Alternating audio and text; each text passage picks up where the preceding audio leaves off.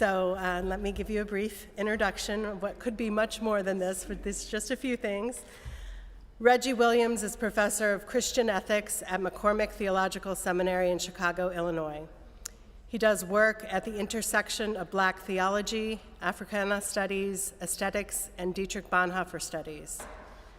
Williams' book, Bonhoeffer's Black Jesus, Harlem Renaissance Theology and an Ethic of Resistance, published by Baylor University Press, examines the impact of exposure to Black Christianity in Harlem, New York during the Harlem Renaissance on the German pastor and theologian Dietrich Bonhoeffer, who was killed by the Nazis in 1945 for his activism against them. Dr. Williams' current work is in interaction with Black arts as a funding source for thinking Christian social ethics. He and his wife, Stacy, are parents to a son, Darian, 23, and a daughter, Simone, 22. And Dr. Williams, we welcome you. Thank you.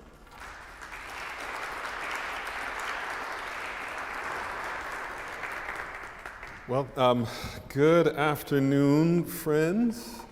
I've had the opportunity to have conversation with a number of you over breakfast. I gotta acknowledge Chris, another former student of mine. Chris was in the first set of classes that I taught when I first arrived at McCormick in 2012. He and his wife, Julie, and it's just really good to see him. He picked me up at the airport yesterday. Nice reunion, and one of the things that's really sentimental for me because I've just accepted another position.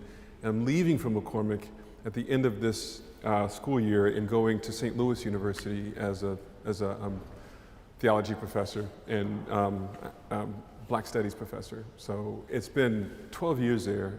I love McCormick, and people who know me know that I wear my emotions on my sleeve, so I'm all sentimental and really sappy about it. But that's on its way. Good to see you, Chris. And I welcome the opportunity to be among new friends as well. So are we streaming this? No, you're being recorded. Oh, I'm recorded, okay. All right, I'll let my wife know. She was looking for it. So I'm gonna do something that I've not done yet in these conversations about this aspect of Bonhoeffer's life. You're kind of guinea pigs for me. What I'm gonna be doing is not reading from a script. You're like, thank God. I'm not reading from a script. I've got some slides here that I want to talk through, but I do have a couple of notes to make sure that I'm at least going in a direction. This particular conversation about Dietrich Bonhoeffer comes as something kind of a debate that people have had about him for years. Even before I wrote this, and now that I've had it, some people just say, no, he's wrong. But I think I've made a pretty convincing argument. I'd like to think that I have. I made a convincing argument that in 1944, when Dietrich was writing to his best friend from prison, Eberhard Bethge, he tells Bethge that I haven't changed much in my life, except under the first impressions of Father's personality. His father was a big personality, in charge of the psychiatric hospital that was connected to the University of Berlin. And under the first influences of Father's personality and after my first trip abroad, it was then that I changed from the phraseological, is what he uses, or one might say abstract, to the real, concrete. Now the debate has been, what is he talking about? What is this first trip abroad? When he was a student, I have a slide for that, at the University of Tübingen, when he started his college studies and graduate studies, he went to Europe with his brother, his eldest brother, Carl Friedrich, for a time, and then a small excursion off to Africa. Didn't tell their parents, West Africa to North Africa. While he was in Europe, he went, specifically to Rome. That trip had a big impression on him. Was that the trip abroad that he was talking about? We're going to engage with another trip abroad that I think he was talking about. This is the one I'm certain he was talking about. But for us, I want to start with this, and this is the only bit that I want to read. Actually, I'm going to read from my book as well. Why are we talking about Bonhoeffer, Tom? Bonhoeffer is a figure who inspires people for several reasons. For some, he's one in a very small group of people who saw that almost 99% of the nation was wrong to follow the government and its leader. 99% of people in Germany went right in lockstep with the Nazi government. Now, it's not all of them were like excitedly pro-Nazi, but only 1% resisted. He was among that 1%. And even in that 1%, he was radical. I use the word radical loosely there. I should say he went a little bit further than majority in that group. Some people see his opposition to the government as advocacy for the demographics of people, mostly Jews, that the government was targeting. They recognize him as an early version, early version of liberation theology, activists. There are other reasons as well, but these stand out. The small minority of community of non-Jewish Germans who resisted, and this community who not only resisted the government, but actively engaged the well-being of people that the government was targeting. And he wrote a lot, including letters to family, friends, books, essays, much that describe his stance on the government, his theology that led him to oppose Hitler, and his advocacy for Jews. But in all of this, we still ask the question, why is any of that interesting? What is it about all of this that keeps global interest in him so strong, nearly 80 years after he was killed by Nazis in a German concentration camp? I pose that question to you as well. Why are you interested in Bonhoeffer? One of Amazon.com's best-selling books is written by a very conservative man, Trump supporter, in fact, who wrote a biography on Dietrich Bonhoeffer. He and I don't agree. We don't agree. Bonhoeffer becomes like an avatar that people inhabit with their Christian and political viewpoints, and he stands in for them. Just like I was talking this morning about Jesus, we might say, will the real Dietrich Bonhoeffer please stand up?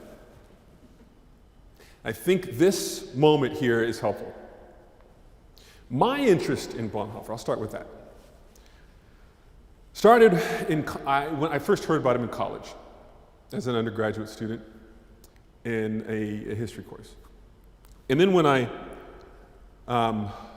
entered a doctoral program, my mentor, Glenn Stassen, made Dietrich Bonhoeffer scholars. He just said, you're interested in Dietrich, and you're interested in Dietrich, and you're interested in Dietrich. And he said that it was time that Dietrich spent in a Baptist church while he was a postdoctoral student studying abroad that made a huge mark on him. And I had just, as a master's student, taken a course on theology and art where I did a final project on one of the singular scholars or artists of the Harlem Renaissance, a man named Aaron Douglas, who I'll show you here. So I knew about the Harlem Renaissance. I knew the time period, and when he said Bonhoeffer was there at that time, I thought, oh, wait a minute, that's the Harlem Renaissance. I wonder if that made any impact on him. Just scratched the surface a little bit, and he's talking a lot about it. That's a huge moment in African American history, and he's right in the middle of it. It corresponded with the Harlem Renaissance. What did that do at that major black church in Harlem during the Harlem Renaissance? Well, it couldn't help but have an impact on him.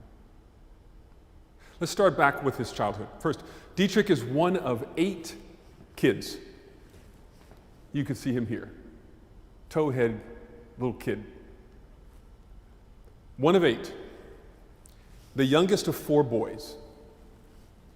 Mom here educated the children at home, except when they moved to Berlin, when Dietrich was when he was, I want to say about 6 years old. I have the number exactly in the book, but father took a job at the hospital in Berlin.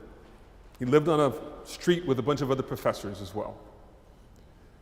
When they moved to Berlin, Dietrich and his twin sister, Sabine, started going to school, and their youngest sister, Susanna, was also in school, was educated at school. But mom did much of the education up to that point. Mom was aristocracy. Dad wasn't aristocracy. Mom was rebelling when she married Dad. He was among the community that they called Bildungsbürgertum, which is upper middle class educated. The Bildungsbürgertum is a class of German people for whom the welfare of German culture, the maintenance of German culture, is in their hands, as they see it, to preserve through education and culture. Among the people that Dietrich was convicted with who were resisting the Nazis, all of them were from this upper middle class. But it was also true that the Bildungsbürgertum were the people who were in strong support of the Nazis. It was just a small class. But if you're going to be resisting, you're probably from them. He was educated, upper middle class, very educated family, none of them interested, except for mom somewhat, none of them interested in church or theology. Very unusual that you have a major theologian coming from a family that did not go to church or have any interest really in church. In 1914, when the war breaks out in Europe, World War I, Dietrich Bonhoeffer is 8 years old. There's a lot of excitement in Germany over this war. Lots. Whole lot of enthusiasm. Up until that time, in 1914, Germany was an empire and a great power.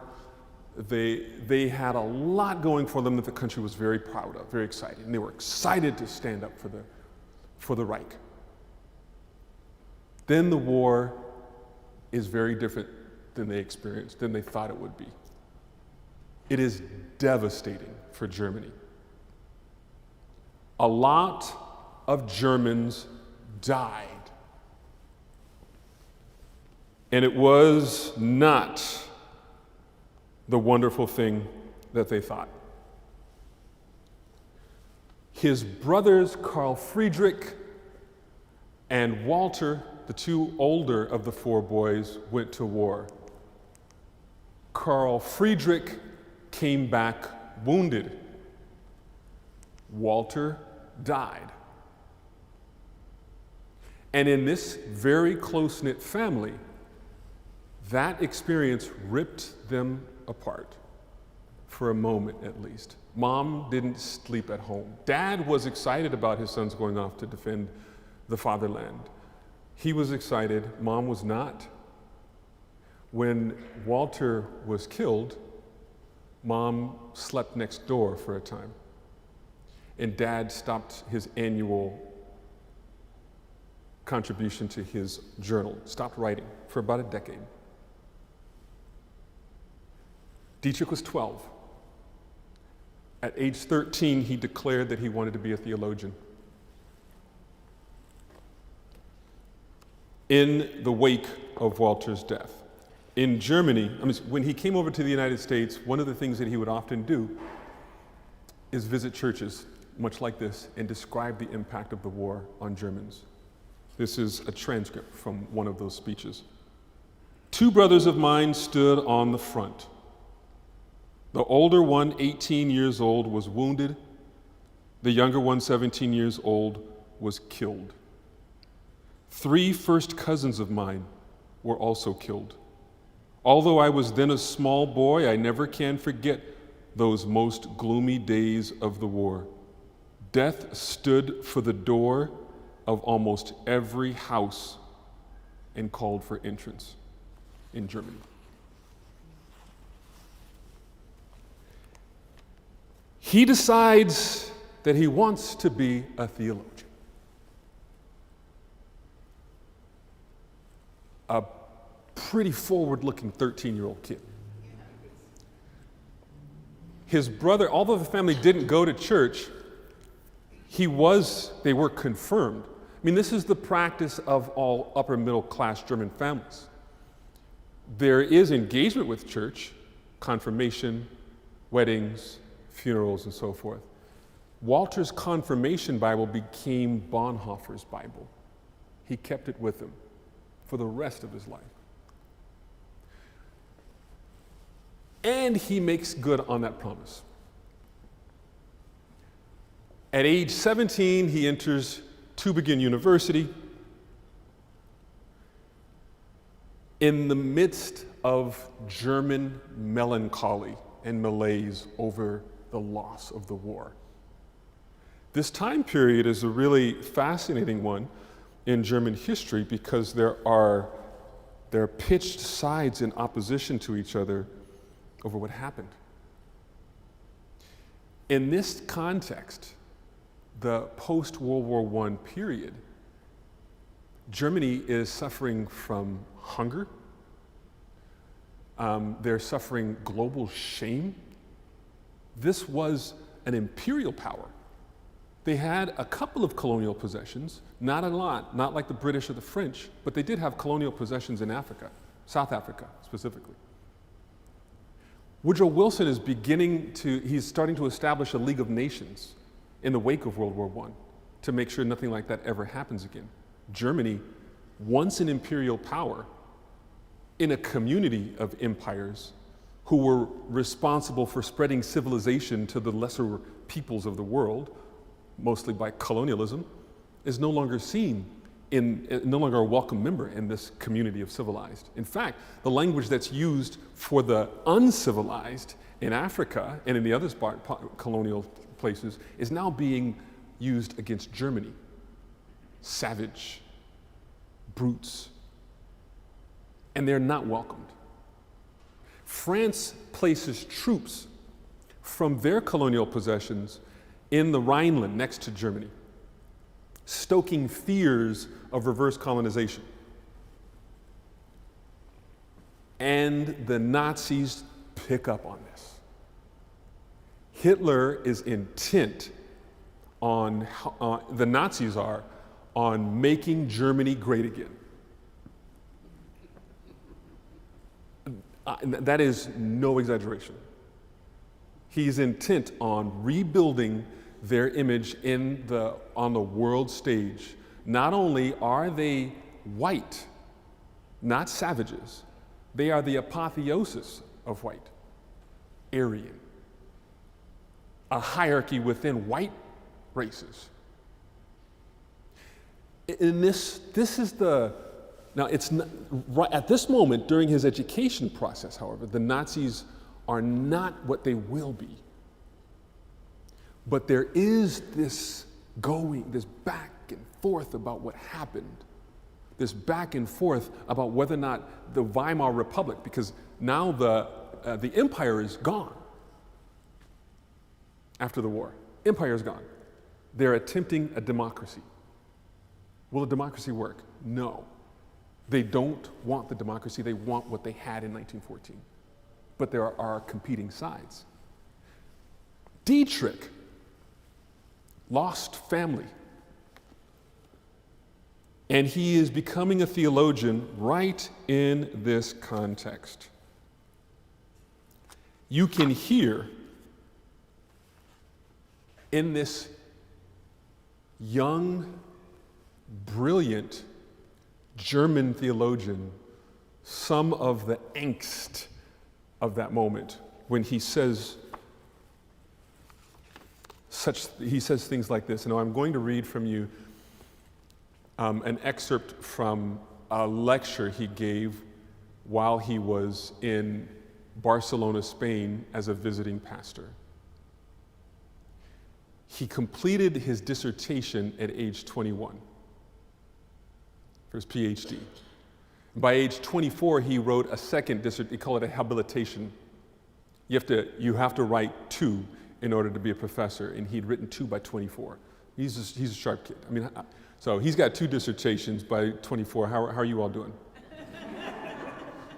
Doing all, yeah, I know. But for him, that becomes a source of struggle. He feels like his arrogance is a bad thing chasing him. But here, he's not concerned about his arrogance. He says this, while he's this assistant pastor, I'm going around a bit, but while he's an assistant pastor, he preaches about 20 times and he gives 3 academic lectures to a working class audience. It's funny when you read these lectures, you're like, you know those lectures went just like that. But he says these kinds of things. It would be an utter perversion of one's ethical sensibilities to believe that my first duty is to love my enemy, and precisely in so doing to surrender my neighbor to destruction. There's no war happening here. He's feeling the effects of the war. Precisely in doing so to surrender my neighbor to destruction in the most concrete sense. It is simply not possible to love, or as the case may be, to protect both my enemy and my people. God gave me my mother, my people. Now this is the language that the Nazis will use as well, this Volker. V-O-L-K-E-R, the German Volk. It's difficult to translate this into English. In a deeper sense, it means like the folk, it's a spiritual connection. We use Volkswagen because you get the car all the time, but the Volkswagen is the people's car that the Nazis invented. But the folk is what he's talking about. For what I have, I thank my folk. What I am through my folk. And so what I have should also belong to my folk. That is the divine orders of creation, the divine orders of things. God created the folker. Orders of creation.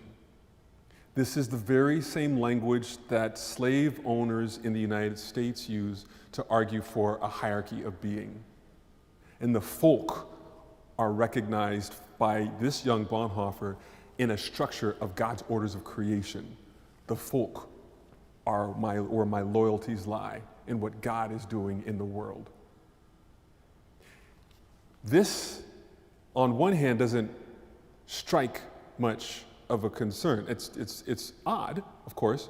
And I'm intentionally not going into doing a deep dive into his theology here for you to recognize how this is actually not making a whole lot of sense, given his theology. A Christ who stands in for all people. And anytime you have an encounter with another person, you're having an encounter with Christ. And the mark of that encounter is your ability to be free for that other person in love and in concern. This is a standard. It's from his understanding of personhood as freedom for each other that we get the entirety of the church, because Christ is the one who is free for us, and we enact that as followers of Christ, being free for. Freedom is not free from. That's the Lutheran understanding of sin. The heart turned in on itself.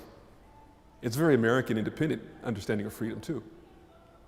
But this Lutheran understanding of freedom is not free from, it's free for. I am free for my neighbor. And this is Bonhoeffer. Except when the folk are involved. Then, not you, but only my people. That's the contradiction. The folk. I am for.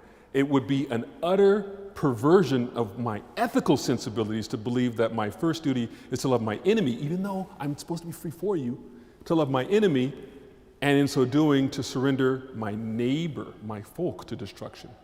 So, there's all of that being free for each other, there is a limit. And it becomes even sharper in the context of war.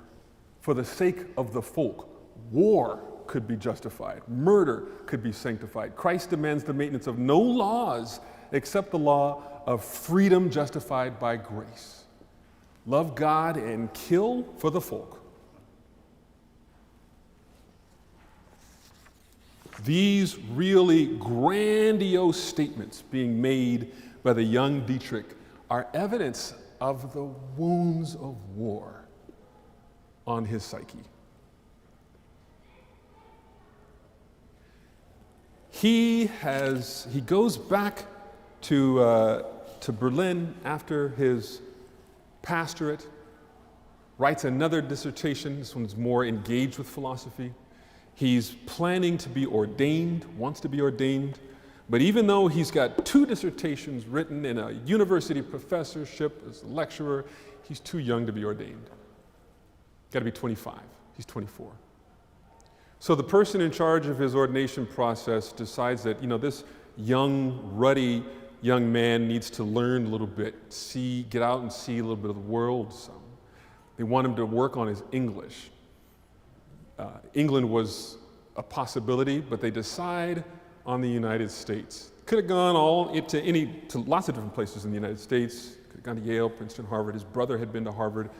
His oldest brother had been to Harvard. Harvard had wanted his brother to take a position there. His brother decided not to take a position there because, as his brother saw, the United States is a racist place, and if I have kids, I don't want them to take up any of that heritage, to be stained by racism in the United States. This is his older brother saying this.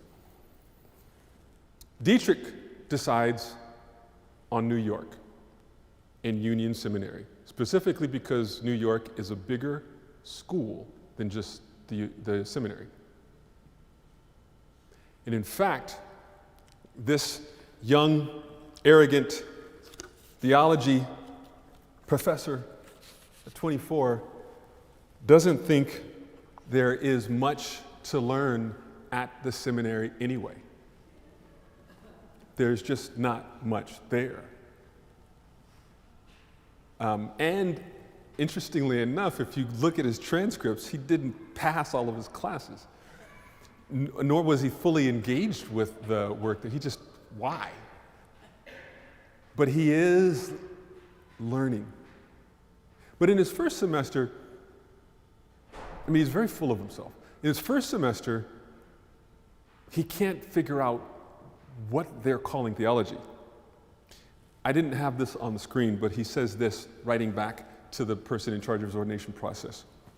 There is no theology here. Although I'm basically taking classes and lectures in dogmatics and philosophy of religion, the impression is overwhelmingly negative. They talk a blue streak without the slightest substance of foundation, with no evidence of any criteria. The students, on average 25 to 30 years old, are completely clueless with respect to what dogmatics is really about. They're not familiar with even the most basic concepts, basic questions.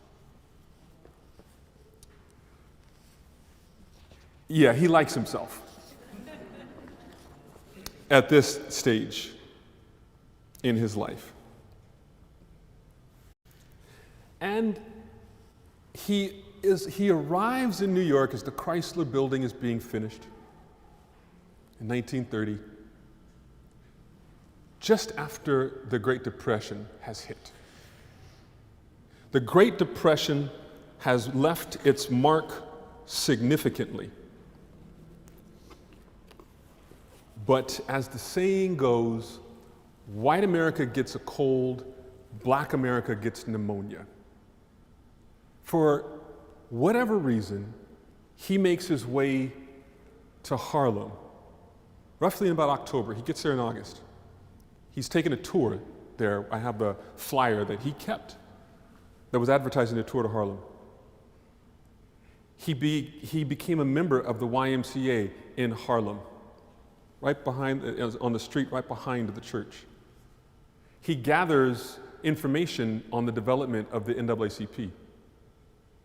He gathers information on the struggle against white supremacy for black people. He goes to the Harlem branch of the New York Public Library, it's called the Schomburg Library, and he has a bibliography. And likely a lot of other things. These are what he kept, actually what have been preserved in his holdings in Berlin. I have pictures of all of that I should have shown you here. One of his best friends says that he spends nearly all of his free time in Harlem. He becomes a lay leader at Abyssinian Baptist Church. When he goes there, he's led there by a friend, Albert Franklin Fisher. Now, I happen to have, this is the only picture actually that you would see associated with Bonhoeffer Scholarship of Al Fisher. His daughter gave me this, Fisher's daughter gave me this. But not a whole lot has been done to dig up who Fisher was. Not a whole lot. I think that's a tragedy. So what I've done is give some texture to who Fisher is. Fisher brings Dietrich to New York, to Harlem. And it's along with Fisher that Bonhoeffer is teaching boys at the Sunday school and as a lay leader at the church. He has what a lot of scholars point to 4 main friends that he spends a lot of time with. There are others, but 4 central friends. A woman named Ruth Zerner did an essay on Bonhoeffer back in the 70s and identified Paul Lehmann, who's American, Erwin Sutz, who's Swiss, and connects him with Karl Barth, the famed Swiss theologian, Jean Lasserre, who's French, and Germans and the French hate each other. He's really skeptical about Jean Lasserre when he first gets to Union, but they become very good friends. And Fisher. With Paul Lehmann and Erwin Sutz, Dietrich can speak German. They all speak German, but he has to speak English with Lasserre and with Fisher. German language was not a connecting factor with Fisher and Lasserre. These friendships were tailor-made to jar his theology loose from its captivity to nationalism by inviting him into empathic experiences that were troubling for them, yet foreign to him, meaning what Lasserre will experience in the United States, which was not nearly the history that Fisher has to show to him. Fisher was born in Birmingham, Alabama in 1908 into a highly educated African American family. He was the youngest of 6 children and the only boy, and an heir to a lineage of preachers that included his maternal grandfather, Anthony Richardson, who was born into slavery, yet as a slave learned how to read. After slavery, Richardson's legacy helped him to navigate the hostilities of white supremacy during the emergence of Jim Crow. Richardson's grasp of the gospel in an overtly hostile racist environment equipped him to preach the gospel as resistance, like I showed this morning, and survival. Al Fisher knew his maternal grandfather, Richardson. Al Fisher knew that he came from a proud family lineage of educated Black Baptist clergy on both sides of his family. His father, Charles Fisher, received his Bachelor of Arts degree from Leland College in Louisiana before earning a Bachelor of Divinity. That's the equivalent of the MDiv today. MDiv from Baptist Union Theological Seminary, which would later become the University of Chicago.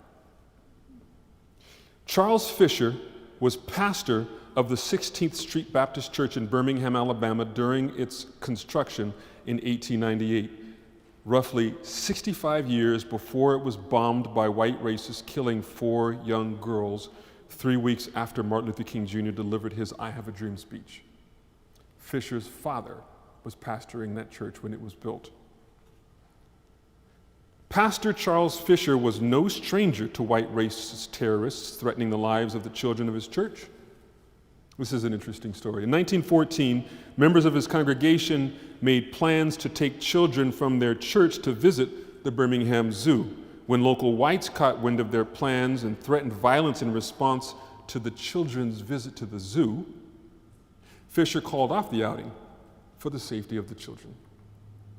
Like all African Americans in Jim Crow America, Pastor Fisher knew to take the threat of white violence seriously, even though it was only children, and no other threat that he knew that they would do something to harm those kids. 16th Street Baptist Church, and the reason why I include this here is because this is the kind of church that Abyssinian was. The institutional church is a church built to meet the needs of the community when the rest of society won't. Fisher's 16th Street Baptist Church was the center of Birmingham's black community. In addition to providing a place of worship, Pastor Fisher was politically active, supporting the African American community by protesting against humiliating Jim Crow laws. As a vocal advocate of racial justice, the church also had social services, a social service association that provided numerous forms of aid to black workers, including kindergarten for small children, a community extension of the church with financial assistance programs, a credit union, elderly care, retirement homes, so forth. And in 1930, Charles Fisher left Birmingham for Selma, Alabama to become the dean of the School of Theology at Selma University. Al Fisher was born in the segregated South, went to school at Howard University, and then from Howard University arrives at Union Seminary in 1930, the same year that the German, very full of himself, young man arrives having done 2 dissertations. When they meet, Fisher, just living his life, of course, is engaging the Harlem Renaissance, that Renaissance. Now, the Renaissance is a global movement. It takes the name of Harlem because of what Harlem has meant in the black world, a destination site. It's a location of a reimagining of what it means to be human, because human is a category that's described, or I should say, preserved for what is really the apex in a hierarchy of being. The nadir is black, typically women, the bottom. He arrives to engage in this reconceptualizing of being. Now, how does this work? To describe or to set up a hierarchy, you've got to have the bottom here that anchors it, holds it in place. This bottom, the nadir, is always missing something that you want to show as present at the apex. It's like the negative. So human is not it's not reference to a biological thing. It's talking about a concept. This concept needs an other in order to be visible. You follow that?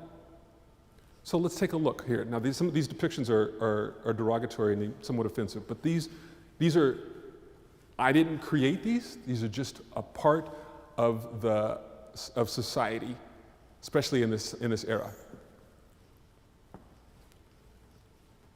The grossly disproportionate caricatured lips, teeth, dark, carrying watermelons. Not smart, laughable, comic Negro. He can't use big words. Or if he does, it's kind of funny because he doesn't really understand them. Or the mammy. Is she feminine? Not really feminine. Can she love her children? Does he love his children? Does he care about children that he might have?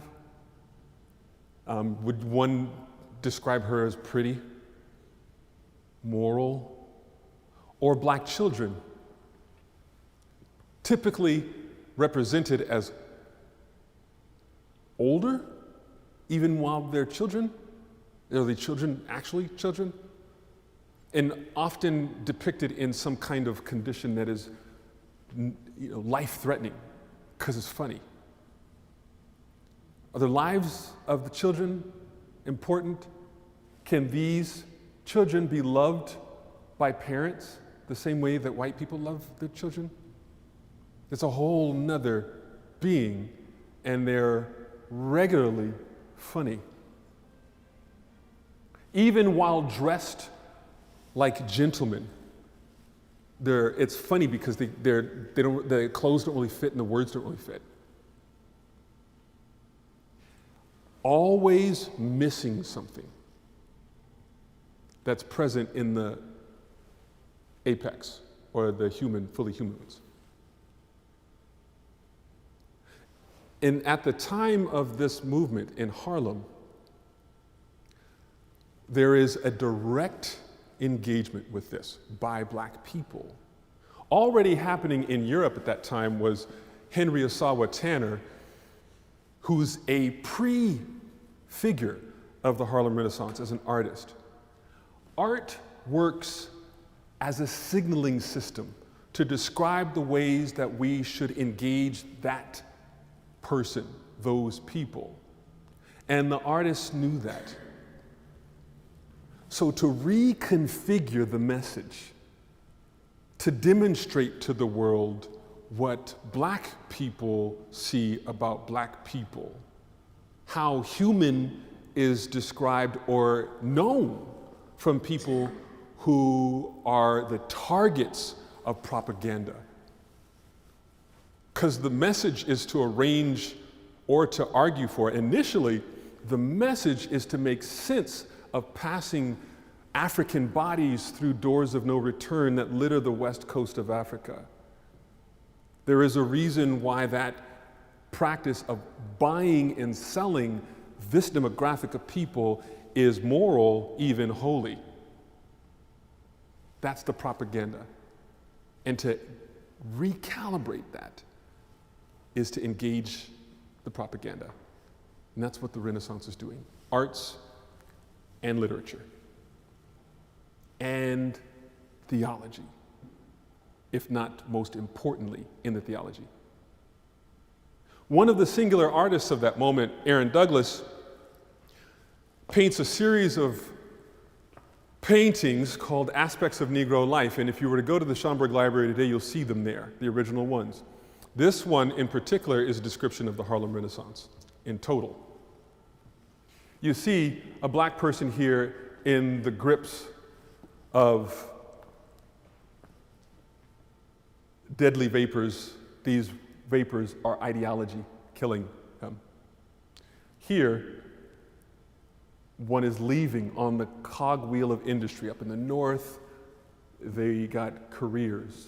They got more money than they could as sharecroppers in the south, where they were being exploited and harmed and lynched. They're like war refugees, in fact, coming up to the north for jobs. You see the idea of a job as a valise here, going up to the north. And then the two towers here symbolizing Harlem, and the saxophone symbolizing the creation of culture in New York. Smokestacks also, industry. He's arrived.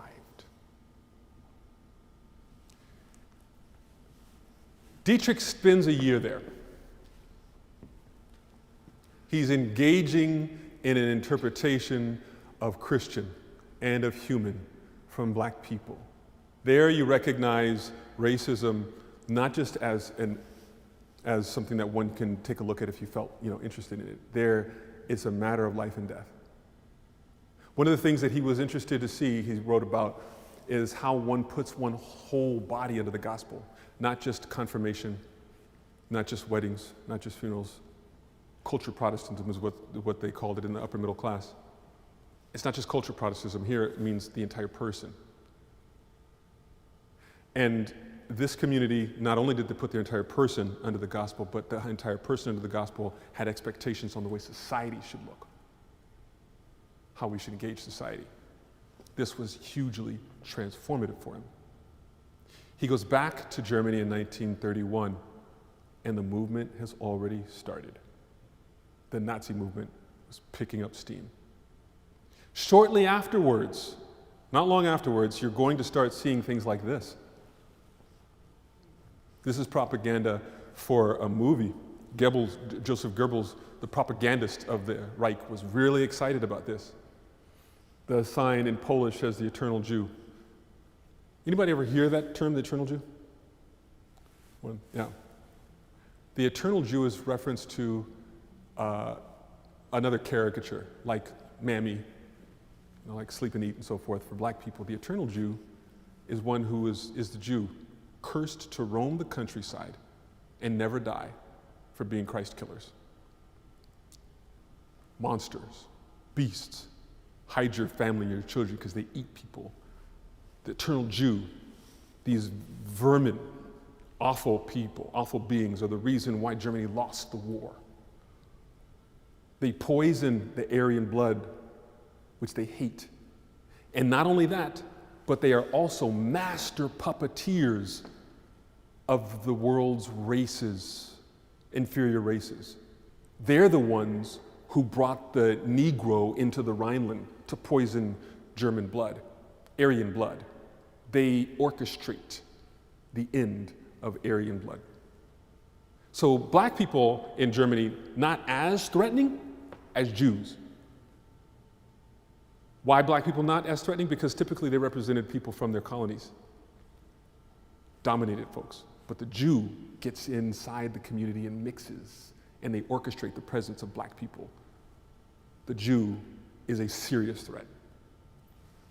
The eternal Jew is representation of that deadly, venomous problem. This is the propaganda that he's hearing from a pious leader who is pictured here. This is from I have a better picture of this, but I just grabbed this from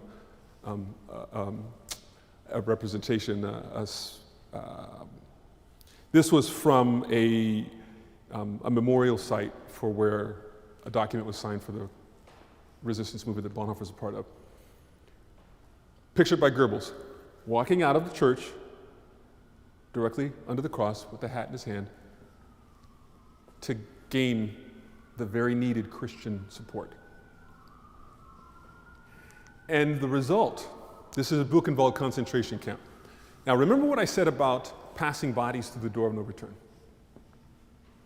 in Africa, and the ideology that was associated with that made that a moral good, a Christian duty, orders of creation type stuff. I have my back in this picture to the markers where the Jews were lined up, where the people, the inmates here included Roma and Sinti, the derogatory term that they would use is gypsies. But all the various people who were imprisoned at Buchenwald concentration camp would line up, and Buchenwald is a little city. They would line up, and I've got my back, while I'm taking this picture, to the little placards where they would line up. And so I'm looking at what they see. This is electrified barbed wire here. A unique and really interesting thing to just point out what was done here. I should say the ideology, the presence of the ideology is what that is. This figure here. That's the bear exhibit for the zoo. It stands right across from the 6 ovens. So that families would come here with those people imprisoned and being burned and enjoy the day at the zoo. How could they do that? How is that possible? The problem is the way in which we program one another to see one another. That's the power of this harmful ideology that 99% of Germany went along with. Can enjoy their day. And then there's the whole city of Buchenwald, just downhill from the concentration camp as well. What he was engaging in, let me make sure I'm going to stop here now. I know. What he was engaging in Haarlem was this, and this is the last slide. not a Jesus who represents the apex in a hierarchy of being, white Christ, risen with all power. This is a Jesus who represents those who were harmed, those on the other side of the barbed wire, those in the dungeons in the concentration, in the slave dungeons in West Africa, those on the margins of society pushed out by political structures that are trying to make Germany great again. This is an artist who was painting in that time that Bonhoeffer was there, along with Aaron Douglas's work. This is it here. I'll stop here. I usually, when I show this one, I say, where is Jesus in his painting? This one. Where's Jesus in that painting? And just because I asked that question, you're now thinking, wait a minute, I thought I knew where Jesus was. He is here. Some of you have recognized that. Then who is this figure?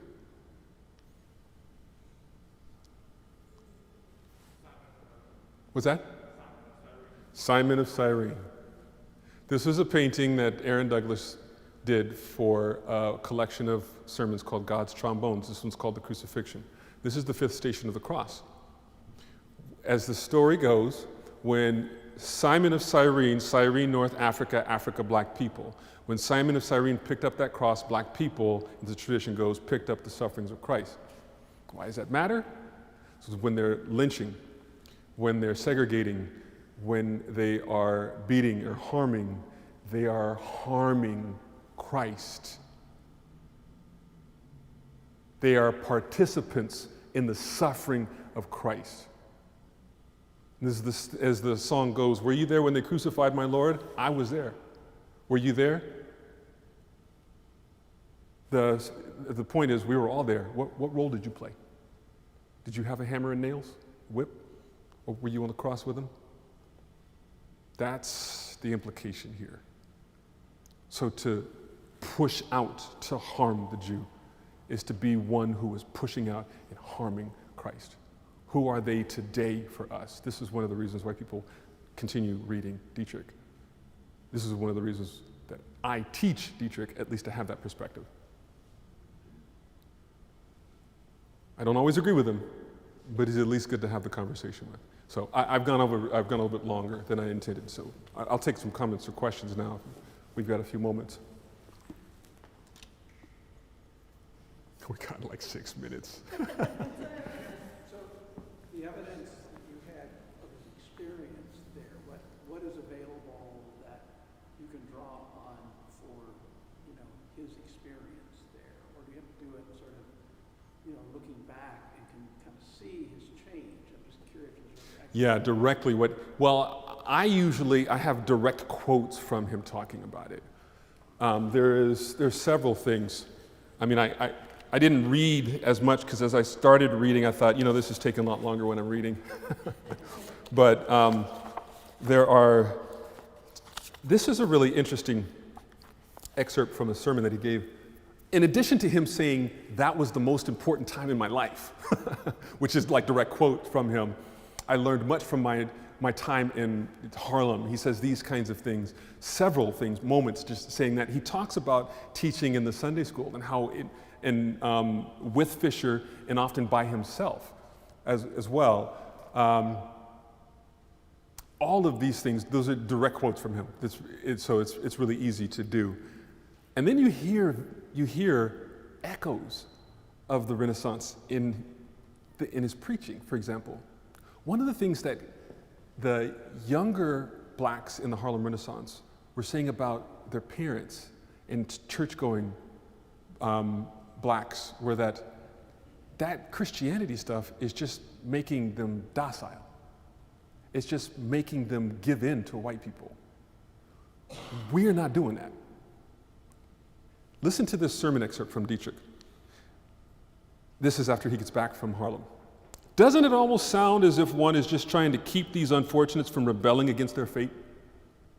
As if one is calling them blessed just so they'll stay quiet, as they are now, and not bother the others? Isn't it downright cynical to talk about consolation in heaven because one doesn't want to give consolation on earth? Is the gospel for the poor not basically the deception and dumbing down of the people? Does it not show that one does not take the suffering at all seriously, but hides cynically behind pious phrases? Oh, countless times it has happened that way. Who wouldn't deny it? And millions have become estranged from the gospel for this reason.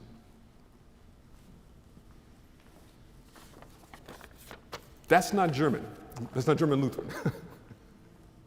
He gets back from from Harlem. In the summer he gets back, he writes a catechism for training young Lutherans. In that catechism, he names racism as a sin against the Holy Spirit.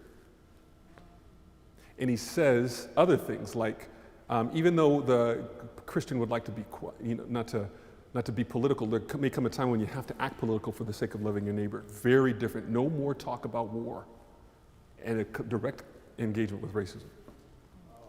Back to that catechism, he says that racism is a sin against God. Does he at that stage of his life actually name anti-Semitism as a sin against God? No. He doesn't. Not at that stage. Not at that stage. Not at that stage. In the very language of anti-Semitism isn't used at all in that whole period, though. Yeah, but hatred and harm of Jews, no.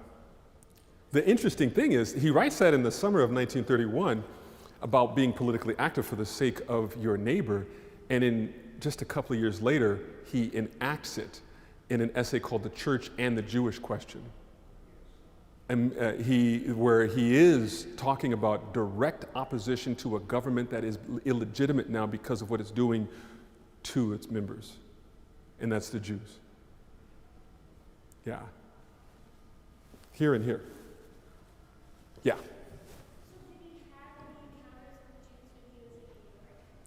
Did he have any encounter with Jews while he was in New York? No. I mean, I don't know of documents about that. He may have. Oh, let me take that back. I'm sorry. Yes, he did. He went to synagogues. In fact, on Easter of his year there, he didn't know that he had to reserve his seat at Abyssinian for Easter Sunday morning. He didn't know it.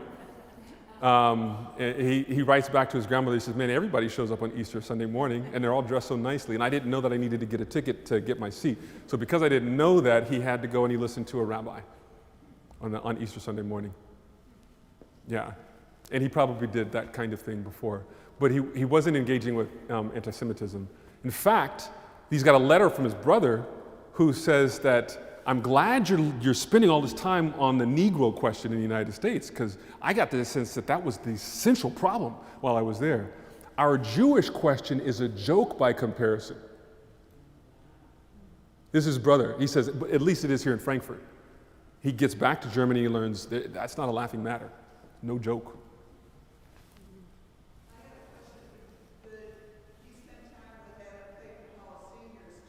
Correct.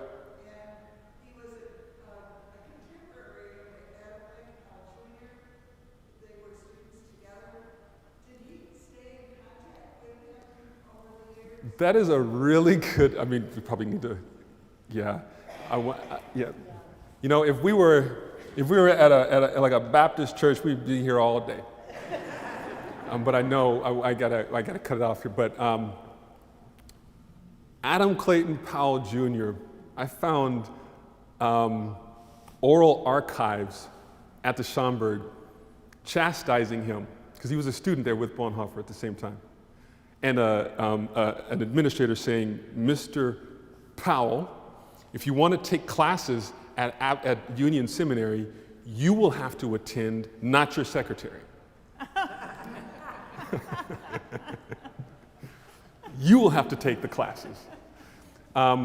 We don't have any correspondence between the two of them that I'm aware of, but it is very likely that when Bonhoeffer comes back to New York in 1939 for a few weeks, and I believe he preached there, that it was Powell Jr. who was the senior pastor at that time. We still have a couple. Yeah, we need to wrap it up. We have a concert in here at 4, and they've got to get things cleaned up. But I might suggest, a hallway exit and opportunities for further conversation. Maybe we can go back up to the reception room where we Sure. were earlier. I'm sorry, I spoke for so long, but No, I'm really engaged. I'm really very interested in the question. interesting. Yeah. I know I join everyone else in saying thank you so much for the time you spent. Sure.